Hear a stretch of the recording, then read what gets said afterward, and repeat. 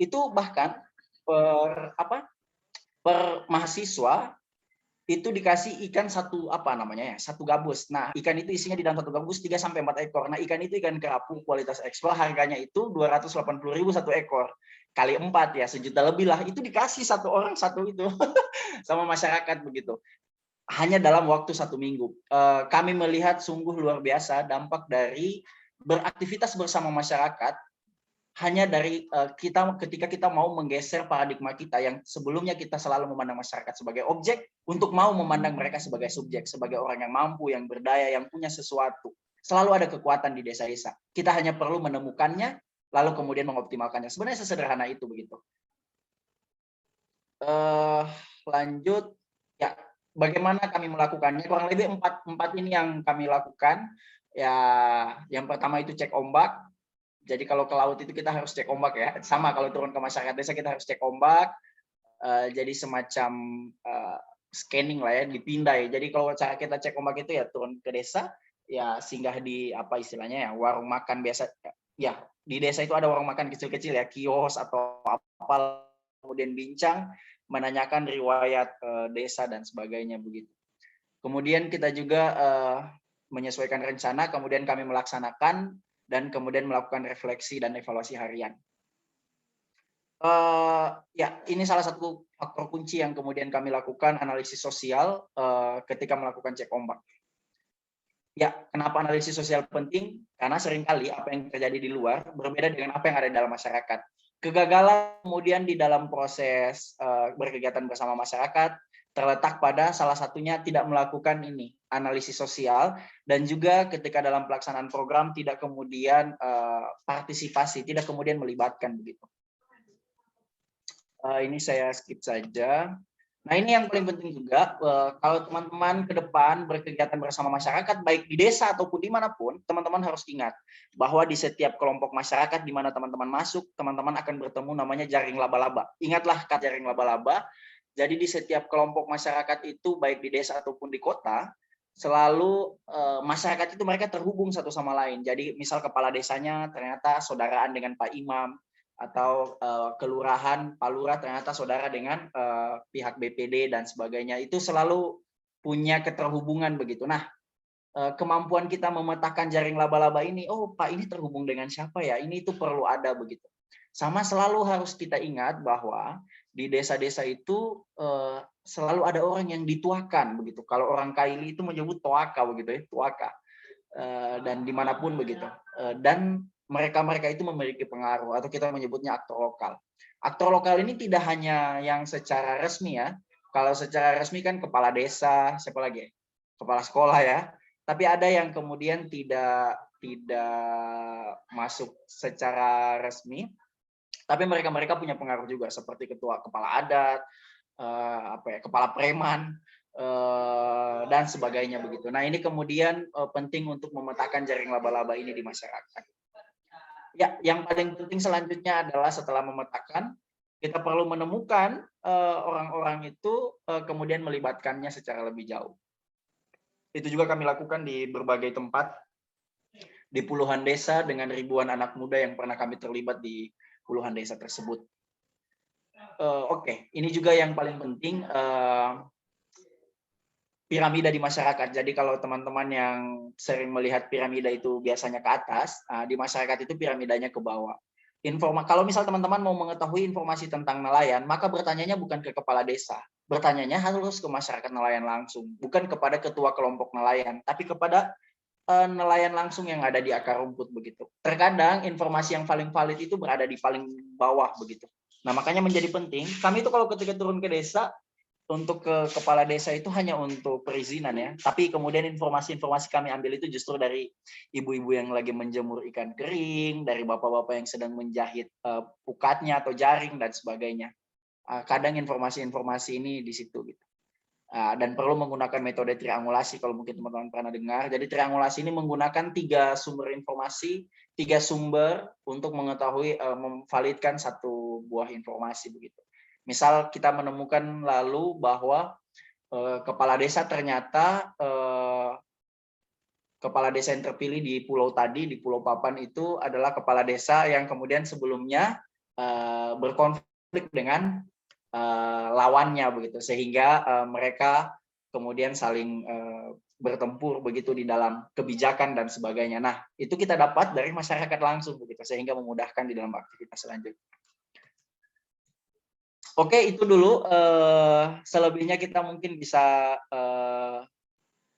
sharing-sharing atau diskusi tentang bagaimana kemudian beraktivitas bersama masyarakat, dan itu salah satu praktik yang kami lakukan bersama Rubalang di tahun 2021 ini, teman. Oke, demikian saya sampaikan kembali ke moderator. Terima kasih.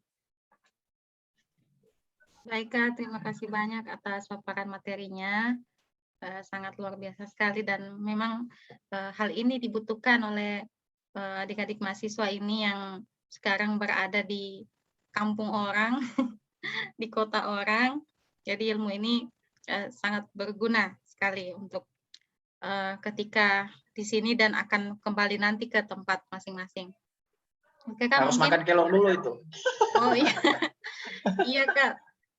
Nanti mereka rencana kegiatannya ini ada wisata kuliner, jadi akan berkunjung pertama ke Wih, rumah makan Kaledo, Kak, nanti untuk perkenalan. asik. Oh Ini ya, BTW mereka berapa lama di Palu? menurut informasi Desember sudah balik ke daerah masing-masing, Kak. Desember ya? Oke. Selamat menikmati kota Palu. Ya. Kemarin katanya mereka ke ini, Kak, ke jalan-jalan ke Pasar Impres. Ada fotonya di share. Iya, Mantap, Kak, mantap. mungkin ingin lebih tahu lebih lanjut tentang materi yang disampaikan oleh Kak Tovan terkait hal-hal tersebut, ataupun terkait Rumah Bahari Gemilang. Jadi saya sebagai junior Kak Tovan sewaktu kuliah, jadi Rubalang ini sangat terkenal sekali. Kalau tidak salah Rubalang pernah ini ya, Kak, pernah berkunjung ke perbatasan apa itu? Yang di apa itu, Kak, perbatasan yang kalau itu waktu itu pribadi sih, bukan dengan Rubalang, tapi saya ikut mereplikasi sistem yang kami gunakan di Rubalang begitu, di ekspedisi tapal batas di perbatasan Indonesia Malaysia, Sebatik. Iya, di Sebatik. Kemudian setelah itu kita ikut Eagle Award di Metro TV, kemudian kita menjadi salah satu pemenang di dalam begitu. Iya, betul sekali. Jadi Rumah Bahari Gemilang ini adalah organisasi yang menginspirasi mulai dari mahasiswa yang dulu sampai sekarang, mahasiswa baru di Universitas Tadulako itu semuanya tertarik untuk bergabung dengan program-program dari Rumah Bahari Gemilang.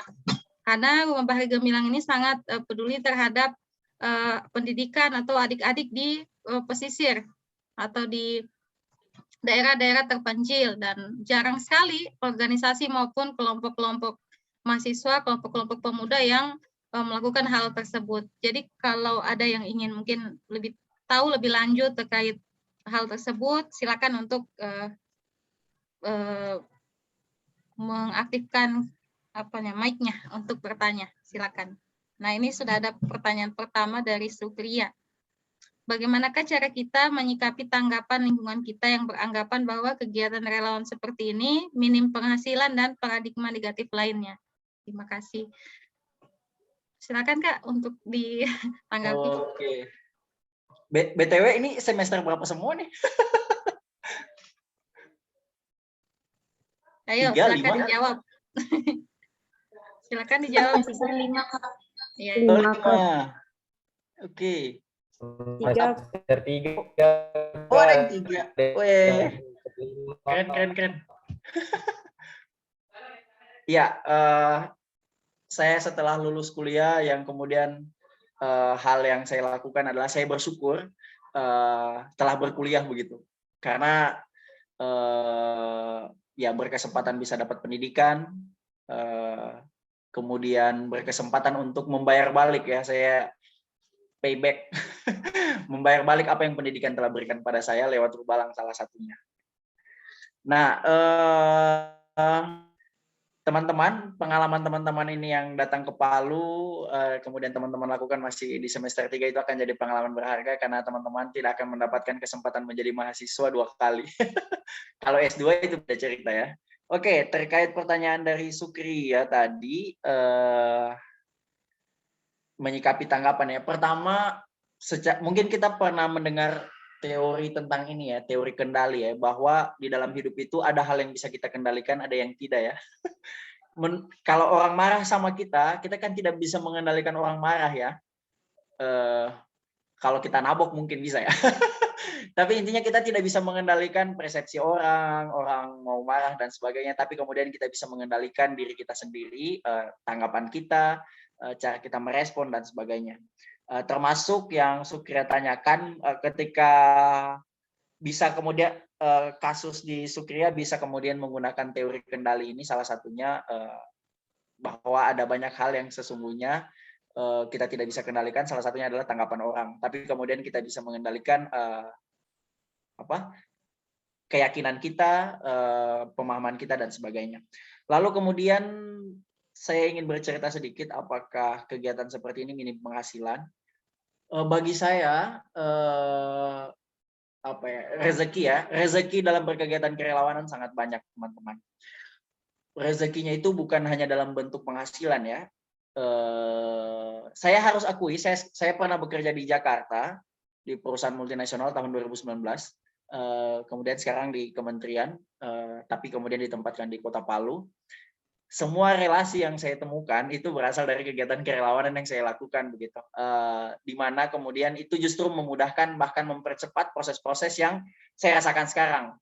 Artinya kalau saya mau pakai compare perbandingan kepada teman-teman yang lain yang mungkin masih minim aktivitas kerelawanan, saya mengalami percepatan yang lebih jauh dan saya melihat teman-teman saya juga yang melakukan hal serupa demikian begitu, dan ada banyak opportunity yang dibuka.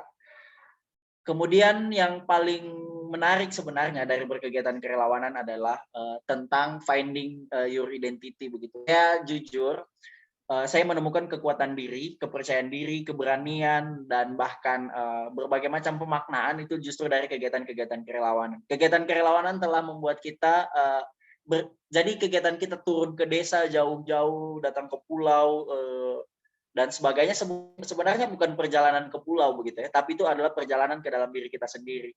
Dengan makin sering kita berjalan berkegiatan kerelawanan, kita makin jauh melakukan perjalanan ke dalam diri sendiri yang pada akhirnya menemukan kekuatan diri kita sendiri, dan itu mengantarkan kita untuk kemudian menemukan potensi terbaik dan kemudian melakukan banyak hal yang bisa kita lakukan. Terkait tanggapan yang Sukria dengarkan, silakan diabaikan saja Sukria, karena hidupmu adalah tanggung jawabmu, bukan tanggung jawab mereka. Tapi yang paling penting bagaimana kemudian keyakinan itu kita tetap bentuk, dan kegiatan kerelawanan bisa tetap kita lakukan dengan situasi, tentu dengan melihat daya dukung yang kita lakukan ya. Jangan sampai keenakan ikut kegiatan kerelawanan, kuliahnya nggak diurus. Ya, kira-kira seperti itu, Sukria. Terima kasih ya. Oke, ada lagi? Silakan. Ya, terima kasih Kak. Iya, tadi poin penting ya, jangan silakan untuk mengikuti kegiatan kerelawanan sebanyak mungkin, tetapi akan lebih bagus lagi jika kegiatan kerelawanan itu tidak mengganggu kegiatan akademik perkuliahan sampai berlama-lama di kampus ya, supaya seperti Kak Tovan bisa langsung mengamalkan keilmuan itu. Jadi Rubalang ini luar biasa ya. Sampai sekarang dari saya kuliah sampai sekarang Rubalang itu tetap eksis. Dan itulah yang paling terpenting sebenarnya, kebermanfaatan kita terhadap orang lain. Oke, ada teman-teman lain? Mohon maaf Kak, ada suara anak kecil. Iya. Ya. Mohon Devan silakan untuk melanjutkan pertanyaan yang ada di chat. Silakan kalau teman-teman yang ingin berbagi juga tentang pengalaman kegiatan bersama masyarakat atau hal lain. Ya, ada Devano juga yang akan memandu ya, Devano. Iya, Pak.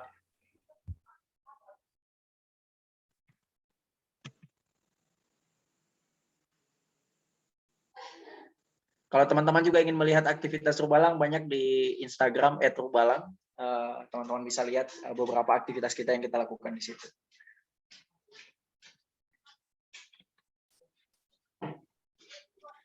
Ya, ini Kak ada pertanyaan dari Nurul Febri. Bagaimana cara kita untuk mendekatkan diri dengan masyarakat agar masyarakat tertarik dan mau ikut berpartisipasi dengan kegiatan kita, yang mana adanya terkendala dengan bahasa daerah yang belum terlalu dikuasai. Silakan Kak. Oke, baik. Terima kasih. Di sini yang paling tinggi semester 5 ya. Berarti belum, kalau semester 5 belum KKN kan? Iya, KKN semester berapa ya? 6. Semester Ya, 7, Kak. belum KKN. 7. Belum Oke. KKN. Oke. Tapi pasti teman-teman sudah pernah mendengar cerita-cerita tentang KKN dari senior-seniornya ya, seperti apalah KKN itu begitu dan seterusnya. Saya selalu meyakini bahwa hidup kita ini adalah keistimewaan, jadi kesempatan berkuliah, kesempatan ber-KKN, dan sebagainya adalah sebuah kesempatan yang kemudian hanya sekali kita dapatkan begitu. Jadi kemudian membuatnya menjadi bermakna adalah hal yang akan bikin itu jadi lebih istimewa begitu. Saya memastikan KKN saya bermakna, saya memastikan magang saya bermakna, saya memastikan kuliah saya bermakna. Kira-kira itu juga yang saya lakukan kemarin. Terkait kemudian bagaimana pendekatan dengan masyarakat, sebenarnya kendalanya bukan bahasa daerah adalah hal yang apa ya? Hal yang bisa kemudian kita sesuaikan. Tapi yang paling penting yang tadi paradigma teman-teman dulu terhadap masyarakat begitu. Paradigma kita kepada masyarakat itu harus beres duluan bahwa masyarakat adalah masyarakat desa atau masyarakat yang akan kita datang berkegiatan bersama mereka adalah masyarakat yang harus kita pandang sebagai subjek. Mereka adalah orang yang mampu, mereka adalah orang yang kemudian bisa berbuat sesuatu, mereka adalah orang berdaya. Nah, justru yang paling pertama teman-teman lakukan untuk memudahkan itu, terlepas dari bahasa daerah atau apapun, cek ombak tadi atau pemetaan ya teman-teman. Bagaimana cara memetakan dengan sederhana? Mempelajari masa lalu. Jadi kalau di dalam dunia anak muda masa lalu itu menyakitkan, tapi dalam dunia berkegiatan bersama masyarakat masa lalu itu selalu meriwayatkan sebuah perjalanan begitu. Ya kita bisa mencari riwayat masa lalu dari desa tersebut. Apakah pernah ada kegiatan mahasiswa di sini, Pak? Kalau dulu pernah ada, bagaimana mereka berkegiatan? Apakah dulu di sini pernah ada kegiatan bakti sosial dan sebagainya? Itu kemudian perlu menjadi apa ya, asesmen lah. Perlu menjadi asesmen, perlu menjadi semacam cek ombak kita buat tempat kita berkegiatan. Jadi pemetaan yang pertama adalah memetakan tentang sejarah. Ya sejarah berbagai hal ya, sejarah desa itu termasuk praktik-praktik baik yang pernah dilakukan dan sebagainya. Kami salah satu yang kami biasa tanyakan, apakah di sini pernah berkegiatan mahasiswa, Pak? Ada yang pernah di beberapa desa, ada yang pernah, beberapa desa yang belum gitu. Jadi ketika kami melakukan kegiatan itu kemudian mereka jadi kayak wah begini ya rasanya kegiatan dengan mahasiswa dan sebagainya. Setelah melakukan pemetaan riwayat atau sejarah tadi, pemetaan yang berikutnya yang harus teman-teman lakukan adalah pemetaan aktor atau pemetaan relasi kuasa begitu. Jadi teman-teman harus memetakan di desa itu siapa-siapa saja yang berkuasa begitu. Ya bisa jadi ada kelompok pemuda dikuasai oleh nama Pahmi misal. Wah Pahmi nih si kepala premannya, wah dan sebagainya. Dan seterusnya. Dan akan selalu ada relasi-relasi kuasa-kuasa yang berelasi di desa-desa. Itu kemudian perlu dipetakan juga.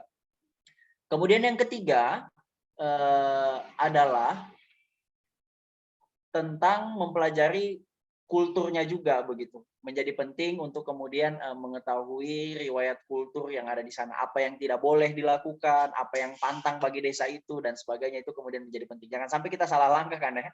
Nah, makanya menjadi penting ketika datang, sebelum datang ada baiknya ada asesmen. Tapi kalau memang itu jadi datang pertama ya alangkah baiknya di level pertama yang dilakukan adalah pendekatan dengan pemetaan begitu. Pendekatan berbasis pemetaan. Jadi memetakan, mendekati tapi tujuannya untuk kemudian memetakan begitu. Termasuk soal kendala bahasa daerah kita bisa tanyakan kayak Pak di sini biasa selalu ada itu di desa-desa, ada apa namanya ya, ada penerjemah, ada berbagai macam begitu. Kita bisa tanyakan apakah di sini pernah ada kegiatan sebelumnya Pak Ya, tergantung jawabannya. Kalau iya, bagaimana mereka mengkomunikasikan bahasanya. Jadi penting sekali mempelajari riwayat sebelumnya untuk kemudian menjadi panduan kita untuk melakukan kegiatan kita di situ juga begitu. Tapi kemudian jika itu menjadi kegiatan perdana dan kita yang baru pertama, maka tantangannya adalah ya harus menemukan aktor yang bisa kita pegang atau yang bisa memastikan kita aman dan bisa memastikan kita diterima oleh masyarakat. Karena yang paling terberat ketika berkegiatan masyarakat adalah penerimaan. Kalau kita tidak diterima, ya mereka akan menjauh, mereka akan kemudian menutup diri, dan sebagainya. Kira-kira seperti itu. Siapa tadi? Nurul Febri, Kak. Nurul Febri, ya. Febri, Kak. Saya lagi lihat chatnya. Ya begitu kira-kira Nurul Febri. Ya, jadi perlu melakukan cek ombak ya, pemetaan. Untuk kemudian meyakinkan langkah teman-teman sebelum melakukan kegiatan masyarakat begitu. Bagaimana? Oh ya, ada tambahan. Bagaimana mereka mau ikut berpartisipasi? Ketika teman-teman sudah memandang mereka sebagai subjek, maka teman-teman harus sering-sering bertanya begitu. Bu, di sini kegiatannya biasanya apa? Kalau kita bikin lagi bagaimana ya? Dan seterusnya. Itu adalah bentuk partisipatif. Nanti tinggal teman-teman sesuaikan dengan agenda yang teman-teman bawa. Kayak saya tadi, teman-teman Rubalang membawa agenda lomba masak, tapi kemudian tidak langsung menyampaikan kita ada agenda lomba masak, tapi kemudian menelusuri dulu, memetakan dulu, kemudian berdiskusi dengan masyarakat. Ternyata mereka punya kegiatan serupa yang kemudian akhirnya mereka baru masukkan. Jadi akhirnya membuat kegiatan tersebut, idenya dirasa dikeluarkan oleh masyarakat sehingga mereka miliki. Jadi kegiatan itu pada akhirnya mampu meningkatkan partisipasi karena mereka merasa kegiatan itu kegiatan mereka, bukan kegiatan Rubalang. Kira-kira seperti itu. Oke, begitu ya Nurul Febri. Terima kasih Kak atas penjelasannya. Ya. Sebelum lanjut, saya juga ingin sedikit bertanya Kak. Ketika boleh. Ya, ketika peserta kegiatan Rubalang ini yang ke pelosok desa, apakah mereka sudah dipersiapkan selain persiapan kemauan, tentu mungkin mental ketika berada di sana, mereka merasakan situasi yang tidak biasa untuk dilakukan, misalnya beradaptasi dengan sepaham saya Kak, yang saya tahu mereka tinggal di rumah ibu asuh, begitu Kak? Kan? Iya. Tinggal di rumah ibu asuh masing-masing. Nah, bagaimana? Apakah ada dari mereka yang tidak kurang nyaman atau tidak biasa dengan keadaan tempat tinggalnya? Itu misalkan kalau ada kondisi seperti itu, bagaimana mereka mengatasinya, Kak? Tuh, terima kasih. Iya, oke. Bagi saya, pelatihan sesungguhnya itu adalah ketika kita berada di dalam sebuah arena, sebuah arena langsung begitu. Sama kayak misal bagi saya, pelatihan kepemimpinan yang paling ampuh adalah bukan pelatihan kepemimpinan lewat seminar atau lewat workshop di gedung-gedung, tapi pelatihan kepemimpinan langsung memimpin sebuah proyek atau langsung memimpin sebuah kegiatan. Sama dengan bagaimana melatih para mahasiswa ini untuk kemudian bisa adaptable, menyesuaikan diri saat di lapangan. Yang terjadi tentu akan sangat mengagetkan tentu teman-teman. Teman-teman bisa bayangkan nggak sih, teman-teman harus buang air besar atau aktivitas biologis di tempat yang seperti tadi, kemudian kena waktunya siang hari begitu. Bisa teman-teman bayangkan? Yang itu pasti akan bisa kedengaran, bisa kelihatan dan sebagainya. Karena kan air laut itu berarus, jadi dia bisa berjalan dan sebagainya. Jadi kadang biasa teman-teman terutama yang perempuan itu kadang biasa malu dan sebagainya. Tapi kemudian yang kami lakukan di awal di persiapan, ya kami sudah menyampaikan tentang situasi-situasi yang akan dihadapi, kurang lebih seperti itu. Jadi kita menyampaikan situasi-situasinya dan kami memastikan teman-teman mengetahui itu supaya lebih bersiap begitu. Dan tapi yang paling penting sebenarnya situasi sulit tadi, bahkan yang harus belajar mandi satu ember, dan sebagainya itu akan jadi kecil ketika kita mampu melihat tujuan begitu. Tujuan teman-teman ke sana adalah kemudian kalau kami menggunakan tagline menyalakan harapan pesisir. Jadi hadirnya teman-teman ke sana adalah ikut membawa nyala harapan bagi generasi yang ada di sana. Itu kemudian melampaui segala tantangan-tantangan yang ada, tantangan-tantangannya jadi kelihatan kecil begitu. Dan pada akhirnya saya tidak perlu memberikan pelatihan bagaimana mereka harus buang air besar di tempat seperti itu. Pada akhirnya mereka menemukan metodologi sendiri dan sebagainya. Ya kadang biasa ada hal yang kocak juga sih. Kadang kita menyebutnya itu kan toilet leher ikan ya. Jadi kalau kita buang air ada leher ikan di bawah. Terus kita tidak tahu ikan yang dimasak siang ini apakah ikan yang tadi gimana nih. Ya tapi itu menjadi cita rasa apa ya, bagian dari proses lah. Dan sebagainya begitu. Kira-kira seperti itu, Sofia. Tetap disiapkan. Yang pertama kita menyampaikan informasi untuk kemudian mereka tidak berekspektasi, supaya berekspektasinya pada realita. Kan yang bikin kecewa itu ini ya, ketika realita dan kenyataan itu berjauhan. Jadi ketika kita mampu mengkomunikasikan realita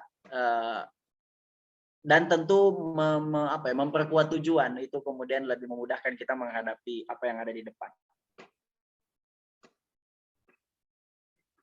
Baik Kak, terima kasih banyak penjelasannya Kak. Ya, pasti pengalaman-pengalaman seperti itu pasti yang tidak bisa dilupakan. Ya, meskipun dalam situasi yang seperti itu, setelah itu mungkin mereka akan ada banyak perubahan yang mereka alami baik dari dalam diri maupun dari kebiasaannya mereka. Ya Kak, terima kasih. Saya izin betul lanjut sekali. Ya, Kak. Silakan Kak. Ya, lanjut. Oh ya, ini pertanyaan dari Nurul. Bagaimana kita menyikapi atau apa yang harus kita lakukan jika ada masyarakat yang menganggap bahwa kuliah atau berpendidikan tinggi itu tidak penting, sehingga anak mudanya itu setelah menyelesaikan SMA, mereka bekerja menjadi buruh pabrik atau menikah muda. Silakan Kak. Ya. Oke, Nurul. Banyak nama Nurul ya. Oke, Nurul saudara. Iya, masyarakat itu kemudian menjadi tantangan tersendiri. Kalau berbicara bagaimana menanggapi, ya kita tidak akan kehabisan kita tidak akan kehabisan hal-hal seperti ini karena setiap kita tanggapi pasti akan ada tanggapan balik begitu. Ya tidak akan pernah berhenti soal bicara tanggap menanggapi ini memang. Tapi yang paling penting adalah teman-teman, kalau kita kenapa masyarakat bisa bersikap seperti itu ya karena mereka melihat lingkungan yang ada di sekitar, tidak adanya panutan atau role model. Kemudian mereka melihat bagaimana kemudian ada orang yang kuliah, setelah kuliah kemudian menganggur dan sebagainya, itu membuat mereka kemudian beranggapan makin meyakinkan mereka bahwa ya sudah, itu untung-untung kalau lulus SMA. Ada yang malah nggak lulus SD, ya udahlah langsung ini. Malah ada yang beranggapan kayak ya percuma saya sekolah, lebih baik saya cari uang, lebih baik saya melaut cari uang, cari ikan dapat uang, ya saya bisa gunakan untuk membeli beras dan memenuhi kebutuhan lain daripada sekolah hanya menghabiskan uang. Dan kami menemukan situasi-situasi seperti itu. Ada satu cerita di salah satu pulau di Kabupaten Banggai, ada seorang anak perempuan yang juara kelas dari kelas 1 sampai kelas 6 SD, itu juara 1 terus, bisa teman-teman bayangkan. Dan memang itu anak cerdas begitu. Saya pernah bertemu dengan beliau, pernah bertemu orang tuanya dan sebagainya. Lalu kemudian setelah lulus SD, beliau akan melanjutkan sekolah SMP. Di pulau itu kan tantangannya akses salah satunya ya. Jadi untuk bisa mendapatkan sekolah SMP, mereka harus nyebrang pulau lagi begitu. Teman-teman bisa bayangkan menyeberangnya bukan nyebrang darat, nyebrang laut. Jadi kalau ada cuaca buruk ya itu juga berpengaruh. Dan itu anak lakukan selama 1 semester. Di semester berikutnya belum sampai ke kelas 2, anak ini putus sekolah begitu, anak perempuan ini. Ini bicara siklus anak perempuan di wilayah pesisir dan pulau-pulau ya. Nah setelah dia tidak lanjut, putus, tidak hanya berakhir di situ kepedihan dia. Setelah itu kemudian karena situasi sekitar dan kemudian berbagai macam hal, maka beliau dinikahkan begitu. Ya lah kira-kira begitu, menikah. Jadi anak perempuan yang masih berusia belasan tahun sudah kemudian memutuskan untuk menikah dengan pemahaman mereka yang ada saat itu. Kepedihannya belum sampai di situ saja. Kemudian karena tidak punya pemahaman yang baik, tidak punya persiapan yang cukup, akhirnya anak ini pisah, cerai lah singkatnya. Di usia 16 tahun anak ini sudah berstatus sebagai perempuan kepala keluarga atau yang umum kita kenal sebagai janda begitu. Teman-teman bisa bayangkan nggak sih, anak perempuan yang berprestasi umur 16 berprestasi itu berakhirnya seperti tadi begitu. Dan siklus ini terjadi sama ribuan anak-anak yang ada, anak-anak perempuan yang ada di wilayah pesisir dan pulau-pulau begitu, yang pernah kami temui. Dan maka beruntunglah teman-teman yang kemudian bisa mengenyam pendidikan hingga saat ini tidak berakhir seperti tadi begitu. Nah ini yang kemudian memperparah anggapan masyarakat tentang bahwa sekolah itu tidak penting dan sebagainya. Nah yang kami lakukan adalah kami tidak menjawab dengan kata-kata. Yang kami lakukan ya kami berkegiatan di sana. Jujur semenjak Rubalang masuk ke desa-desa pesisir ada paradigma yang berubah. Kami cukup tertegun ketika ada banyak sekali masyarakat yang mengungkapkan kayak begini. Pak Tovan atau teman-teman Rubalang kalau bisa di sini 2 bulan lagi ya supaya saya punya anak bisa belajar supaya besar nanti jadi seperti kalian begitu. Itu bikin kita kayak aduh luar biasa ya, ternyata hadirnya kita di sana itu menjadi contoh nyata buat mereka begitu. Kita perlu memberikan contoh konkret kepada masyarakat, beginilah ketika orang berpendidikan datang ke desa begitu. Nah itu yang harus kemudian kita dorong terus-menerus ke wilayah pedesaan begitu dan sebagainya. Nah, yang disampaikan Nurul ini bukan cuma sedikit, sangat banyak sekali yang menyikapi ini bahwa berpendidikan tinggi itu tidak penting. Bahkan di keluarga saya juga begitu. Selain tidak penting, ya ada juga yang tidak berdaya begitu, merasa tidak punya biaya dan sebagainya. Padahal ada begitu banyak kemudian kesempatan beasiswa, bantuan lain dan sebagainya, tapi kemudian mereka tidak terakses sama itu. Bagi saya, situasi-situasi seperti tadi yang saya ceritakan adalah situasi yang miris atau bikin kita kasihan begitu. Kasihan melihat situasi seperti itu. Tapi kemudian kami menemukan sebuah refleksi baru, sesungguhnya yang lebih kasihan adalah diri kita sendiri yang cuma bisa bilang kasihan terhadap situasi yang seperti tadi begitu. Maka kemudian ini menjadi semangat kami, kita tidak boleh hanya bisa bilang kasihan, kita harus do something, melakukan sesuatu. Dan salah satu cara menanggapi yang terbaik adalah dengan melakukan. Ya salah satunya adalah dengan memberikan contoh kepada masyarakat bahwa beginilah orang yang berpendidikan kemudian beraktivitas dan sebagainya. Kira-kira seperti itu Nurul. Nurul Awaliani, yang tadi Nurul Febri. Dua Nurul ya. Waduh. Ya demikian Nurul. Baik Kak, sambil alih, terima kasih. Mungkin satu pertanyaan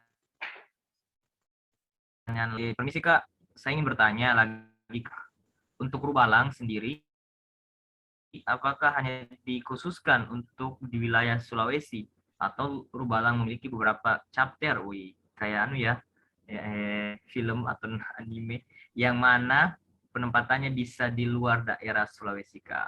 Ya mungkin bisa dijawab. Oke, halo Nurul. Jadi Rubalang waktu memulai kita hanya fokus ke Sulawesi Tengah, tapi kemudian seiring berjalan waktu kami akhirnya memutuskan untuk memfokuskan wilayah ke seluruh Indonesia di saat ini. Jadi kami mohon doanya di akhir tahun ini kami ingin mendaftarkan diri ke Kemenkumham sebagai Yayasan Rumah Bahari Gemilang dengan sebuah tekad bahwa kita ingin mewujudkan kedaulatan masyarakat maritim, tapi leading sektornya adalah anak muda begitu. Untuk terlibat di kegiatan ini se-Indonesia kita sudah terlibat kurang lebih 11 kampus yang pernah ikut kegiatan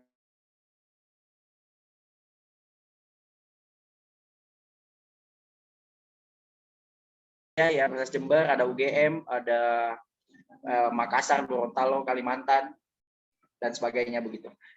Apakah kita membuka chapter? Kita tidak membuka chapter, kita memfokuskan diri di Palu, tapi kita membuka jejaring relawan lah begitu. Jadi kita percaya bahwa membangun jejaring itu adalah dengan memanfaatkan apa yang ada, tidak perlu membuat yang baru begitu. Kira-kira begitu, Nurul.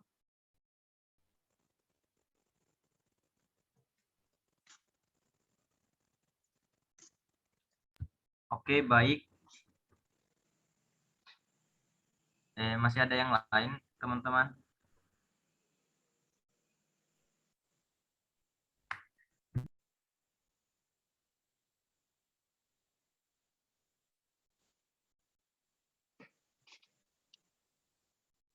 Mungkin pertanyaan terakhir ya, pertanyaan terakhir dari pertemuan kita pada malam hari ini. Dan tadi yang nanya perempuan, coba laki-laki boleh tidak? Aldi, Fau, atau siapa, Fahmi? Karena kegiatan Rubalang sendiri, kalau untuk ya banyak temanku juga di situ, Kak. Oh, Ada orang siapa? Aidil, Oh, oke, alright. Afif, ya Oh, kemarin sempat diajak saya sih, cuman mungkin fasilitas apa ya, ada kemarin dikirim linknya untuk daftar Rubalang itu terkait ini, tapi mungkin nggak respect sekali ya, padahal ya wow kegiatannya luar biasa. iya. Dan terkait juga pertanyaan dari siapa saja terkait ini. Nah, waktu itu ada adik kelasku di SMA, pertanyaan terkait ada apa ya, pola pikirnya masyarakat lagi di maritim kemarin sempat bahasanya orang tua, buat apa sih kuliah, ujung-ujungnya jadi nelayan juga gitu ya. Waktu saya apa ada penelitian di Bonoyoge itu kemarin kita adakan penelitian, tanya-tanya warga sana, jadi dibilang apa sih bagusnya, bukan bagusnya ke apa ya, setelah sudah jadi sarjana, misalnya sarjana kembali juga di mana, di kampung jadi nelayan ini. Padahal sebenarnya kita menjadi nelayan yang mungkin tidak sampai turun ke ini, ke laut, mungkin nelayan yang bisa menghasilkan ikan lewat darat begitu sih, Kak. Memang sih kemarin memang banyak bahasa-bahasa apalagi di pelosok-pelosok kan, Kak, itu memang ya mungkin mindset atau informasi-informasi terkait mungkin padahal untuk pengetahuan mereka itu lebih ditingkatkan. Ya, betul sekali. Kemampuan sekarang, kalau dulu ya, dulu itu saya masih ingat sekali, di kampung saya itu jarang sekali sarjana. Tapi sekarang di kampung saya itu sudah banyak sekali sarjana begitu. Dan mungkin kejadian serupa juga terjadi di teman-teman. Artinya untuk apa ya, untuk di dunia yang terus bergerak ini, sekedar sarjana saja untuk saat ini itu masih kurang cukup begitu. Kalau zaman dulu sarjana masih cukup laris manis ya. Sekarang justru data pengangguran terbanyak sarjana loh. Yang tamat SD nggak nganggur, karena mereka nggak pilih dari yang anak-anak SD. Yang maksudnya yang hanya tamatan SD, justru banyak yang sarjana yang nganggur. Maka kemampuan yang diperlukan adalah kemampuan menyelesaikan masalah, kemampuan berjejaring, kemampuan memimpin dan sebagainya. Dan biasanya itu terlatih di dalam aktivitas kerelawanan. Oke, baik, mungkin ada teman-teman yang lain. Jika tidak ada, mungkin kita akhiri pertemuan kita pada malam hari ini. Sebelum itu mungkin teman-teman yang lain sudah isi semua link absennya di grup. Ini berarti kegiatan seperti ini rutin ya? Apa kelas belajar? Ya, Kak? Kegiatan kelas belajar begini rutin? Karena yang terkait ada 3 pembahasan terkait refleksi, kebinekaan dengan saya lupa kemarin. Nah itu, jadi kita kebinekaan ada kurang lebih 8 kali lagi, Kak. Refleksi mungkin ya berakhir hari ini, itu sih, Kak. Dan memang tiap-tiap kelompok melakukan hal seperti ini. Kemarin juga kami adakan pertemuan sama kayak dari Benua Mentor, Andi, dengan dari dosen itu gitu ya. Ini rutin sih, Kak, rutin untuk anunya. Oke, jika teman-teman lain ada pertanyaan,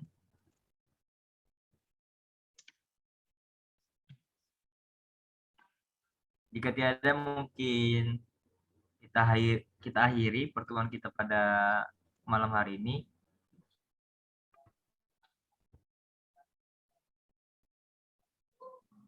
Ya mungkin saya kembalikan kepada Ibu Sofia. Terima kasih.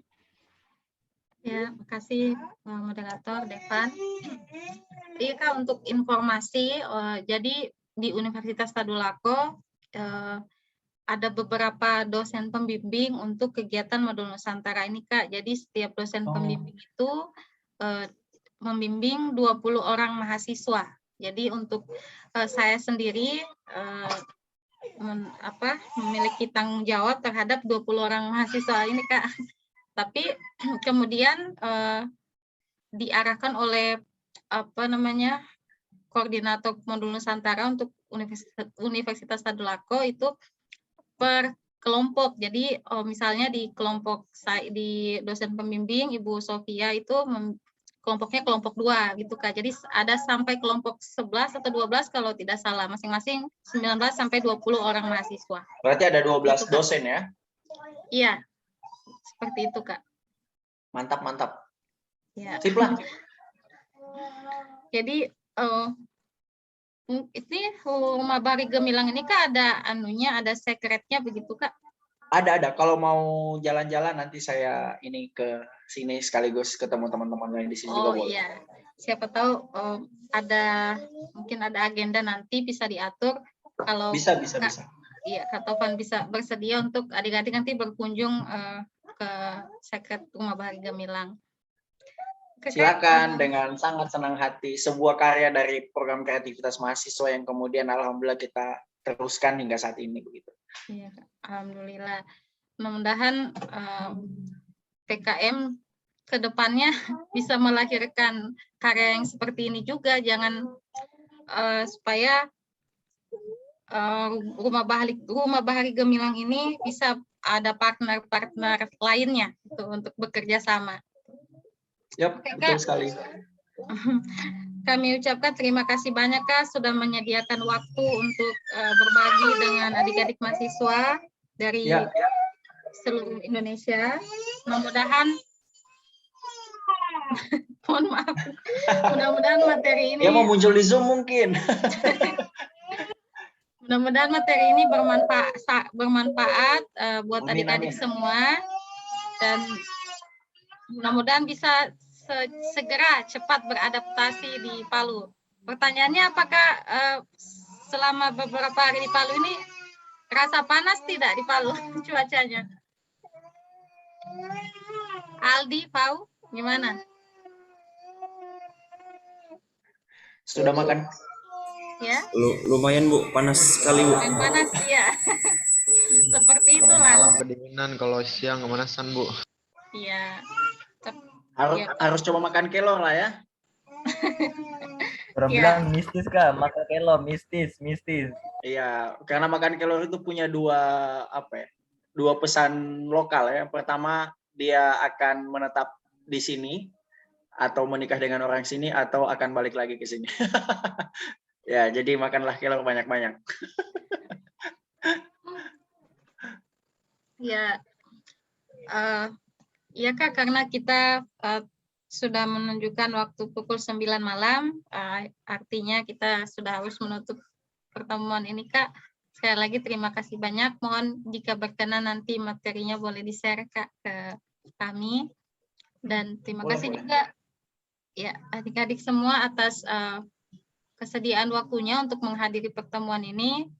Sampai jumpa di pertemuan selanjutnya. Dan nanti pantau terus saja grup untuk arahan selanjutnya. Terima kasih, Kak Tovan. Ya, terima kasih semua. Sehat selalu. Ditunggu di Rubalang Center. Terima kasih, Kak. Siap, Kak.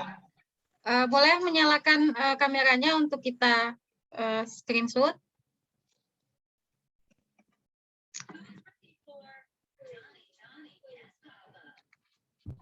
Tiga, dua, satu.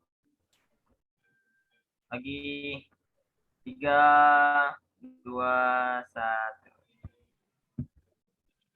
Oke, Cynthia Putri udah tidur kayak.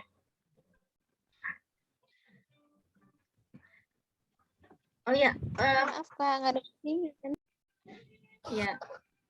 Mungkin Kak Tovan ada kegiatan yang mau dilanjutkan selanjutnya, dipersilakan, Kak. Ya. Teman-teman mungkin bisa dibahas ini.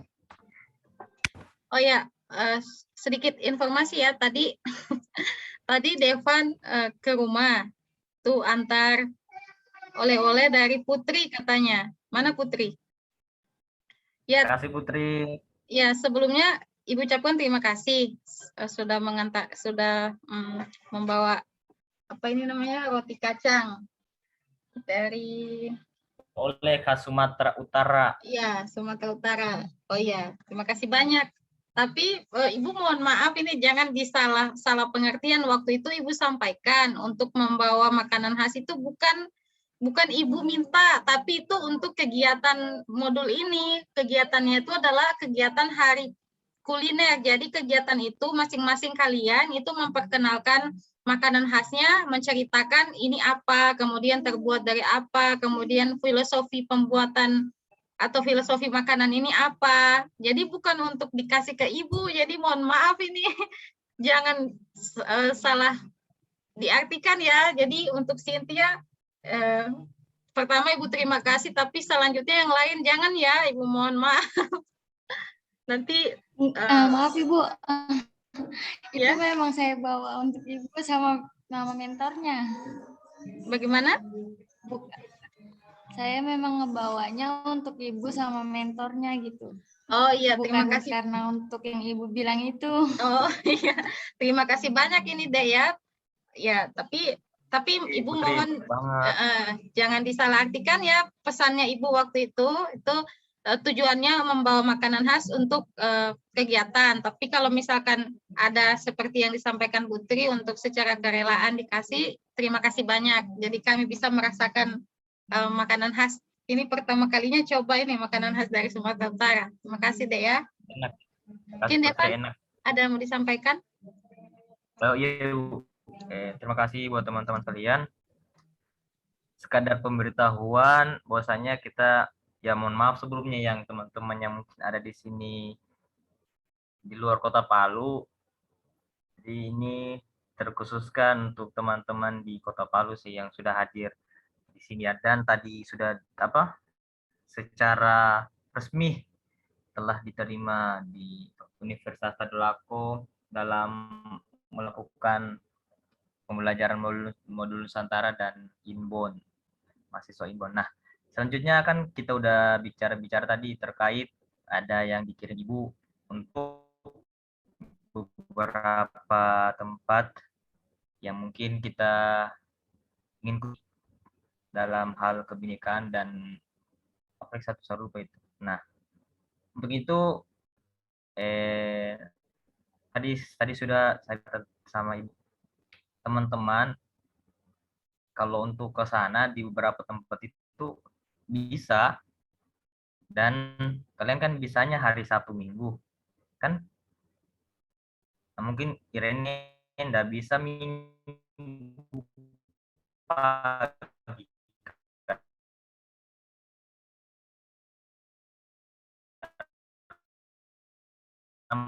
ibadah. Mungkin kita alihkanlah pada minggu. Nah, kan kalian namanya Bu Sofi itu kedengaran ke suara